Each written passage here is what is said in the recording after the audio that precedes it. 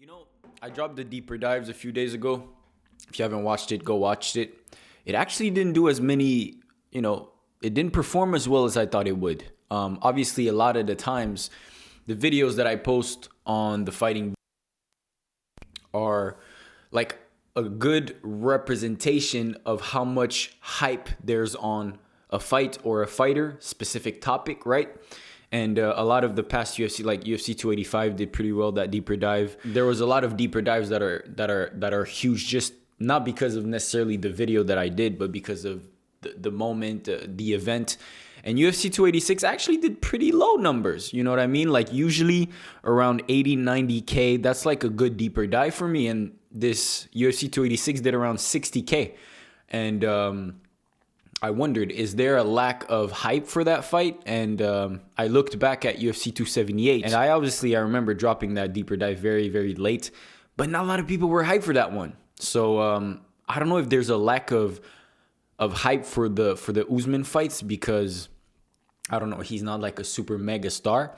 But man, I'm hyped for this card. I'm very, very hyped, especially for the last two fights. I'm not gonna lie. We're doing this prediction videos once more, but this time I've actually took I took a bit of time before starting this, clicking this record button, doing a bit of research, figuring out, what I was going to say before, because I realized these last prediction videos, man, I was all over the place. So I'm trying to structure these videos a bit better and do my research before I just say some nonsense, right? So obviously I wanted to go over the main card because we don't really care about the prelims. It takes too much time. And unfortunately, I'm going to take away the Jennifer Maia versus Casey O'Neill. I think that's a great fight, but I don't know enough about these ladies to even talk about it. So we can start off with Marvin Vettori versus Roman Dolidze. That's a beautiful fight. That's a great fight. Roman Dolidze is definitely on a trajectory towards the top. He's been looking insane. And like I said, I've done a bit of research and watched his last two fights. His grappling looked amazing. He had like these two very, very like important and unique submissions, or not submissions, because his last fight was against Jack Hermansson, and the fight before that was against Phil Hawes. And against Phil Hawes, if you go watch that fight again, he had like a knee bar, which like I think tore the ACL of Phil Hawes or something, maybe the meniscus. And Phil Hawes was literally like limping. It was a weird fight. I'm not gonna lie. Go watch it again. Like Phil Hawes gets back up and you see he's like limping on one foot, and the ref just lets it go for a little bit, and then Roman Dolidze just ends up knocking him out a few minutes later. So it was a dominant performance, a dominant victory, and you can see this dude has a lot of potential.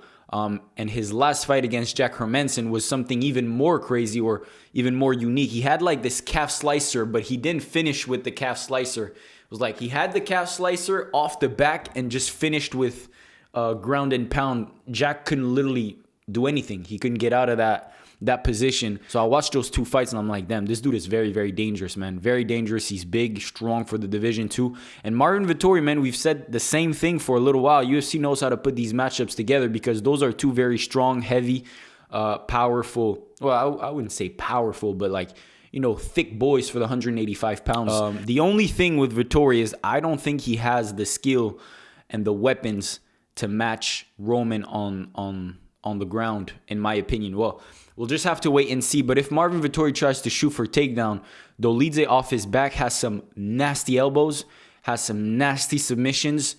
And on the feet, Dolidze is long and rangy and powerful. So I'm going to go with Roman Dolidze with this fight. I think he's just a bit too strong, a bit too powerful. And on the ground, he has way too many tools to win this fight. I don't know if he's going to be able to actually finish Vettori, because Vettori is just a block of brick, bro. He's a brick, and also he seems to be impervious to submissions, to submission attacks. He has like small limbs, small neck. He looks very, very good for, with submission defense, but it's going to be tough. If Roman can finish Vettori, I think it's going to be on the ground, but I'm going to go ahead and say he's not. I'm going to go with Dolidze by decision on this one.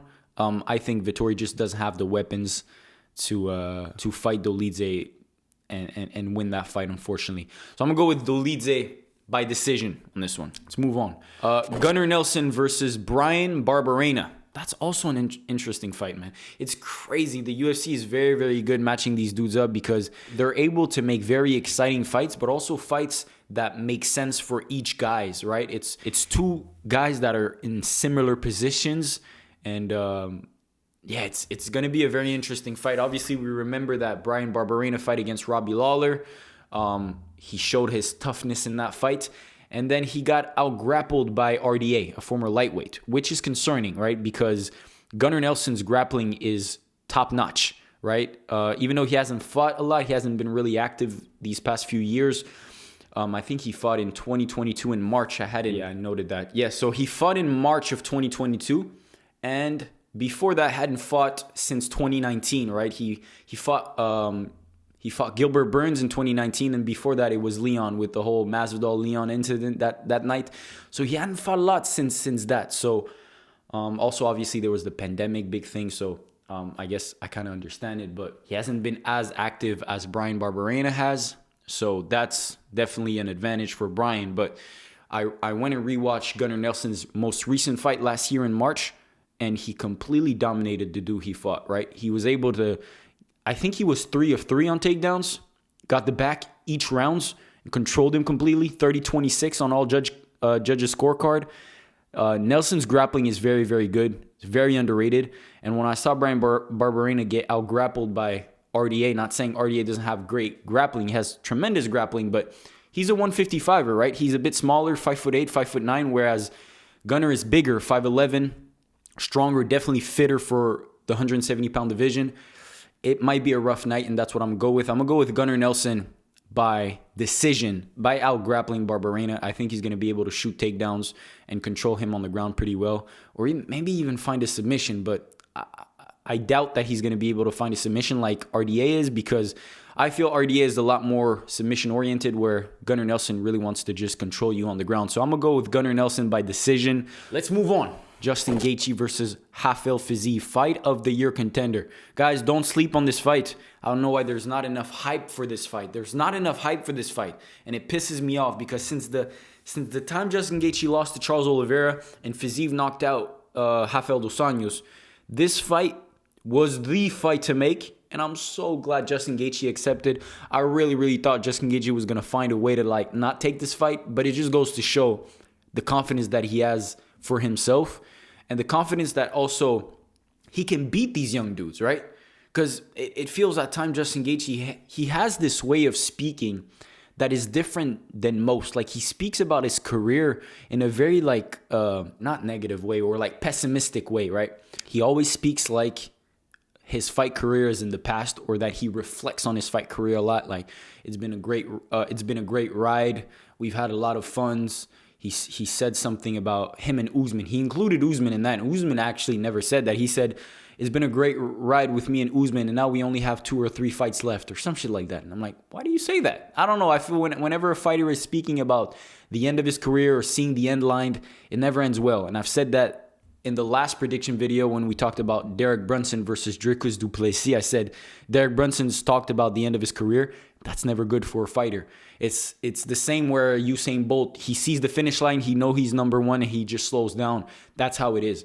I think a fighter should never look at the end of his career or the end of the road, because it just gives you a reason to work a little less. But Fiziev, on the other hand, just seems like he's a big bowl of energy. He seems like extremely motivated, and that's not why I'm picking Fiziev, because I am picking Fiziev for this fight. I'm picking Fiziev because even though these two dudes are very similar, these two dudes are very tough, right?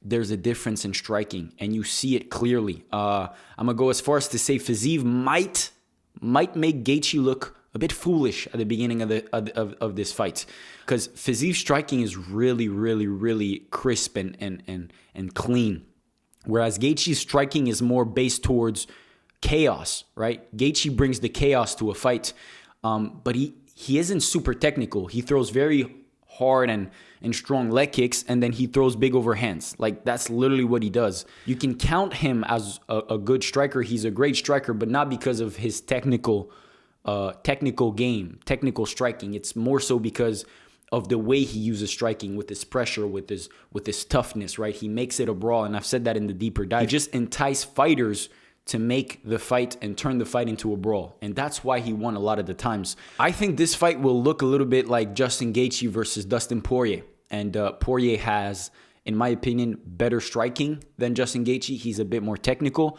and I think Fiziev will make this fight look similar to that one, right? I see this fight going like this. Fiziev will probably start outstriking Gaethje from the opening bell, make him look a bit foolish on the feet, and then Justin Gaethje will activate his war mode. Justin Gaethje will activate his brawl mode and just make this fight a dog fight for the next few minutes.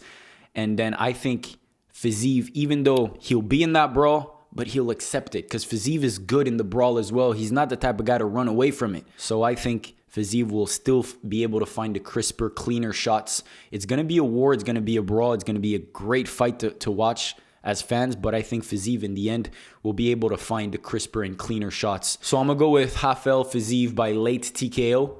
I think he's going to be able to find the crisper and cleaner shots, as I've said. And he can match Justin Gaethje's toughness and brawl and the war mentality. I think he can match Justin Gaethje in that aspect. He's not going to shy away or run away from it.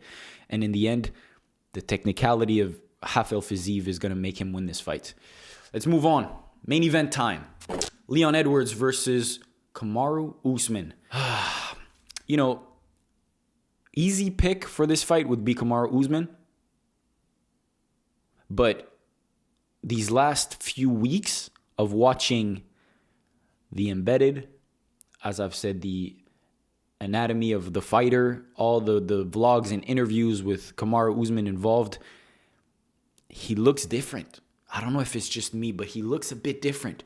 He looks more tired. He looks a bit fatigued.